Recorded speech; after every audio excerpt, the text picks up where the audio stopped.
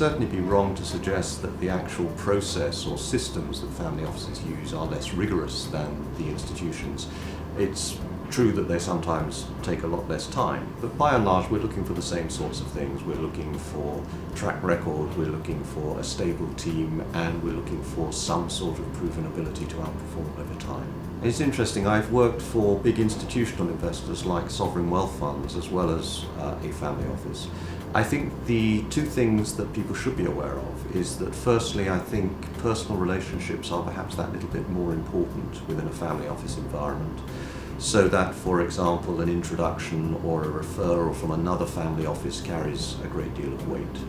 And the other thing is that decision making can be much quicker than within an institution. I think family offices can do things much more quickly because we don't have the same sort of cumbersome multi-committee process that a big institution like a pension fund has.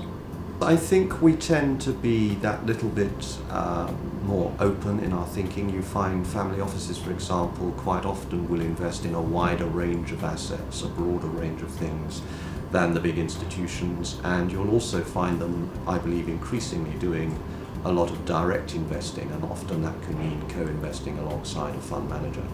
So I think there's this general tradition that family offices have this slightly warm, fuzzy, cosy feel to them, and I think that's broadly justified.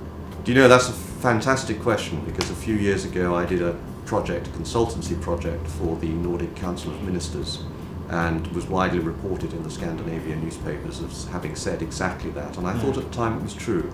But hopefully there is something of a renaissance going on. I certainly see renewed interest in early stage funding, and indeed we do quite a lot of it here in this office. No, I think the big area where there's not enough funding going in is clearly the pharma side of life science, in other words, drug discovery. But the problem with that is the economics have just really got away from the world of private equity. The amounts of money involved now are so huge that it's really only the big pharma companies that can afford that sort of thing. One thing you do find with family offices is that they tend to favour the sector where the family has made their money, which is natural. So, for example, if the family's made its money in shipping or shipbuilding, then that is a favoured area for them. And something I think which will develop as a trend is family offices coming together to pool that expertise and to co-invest together as syndicates.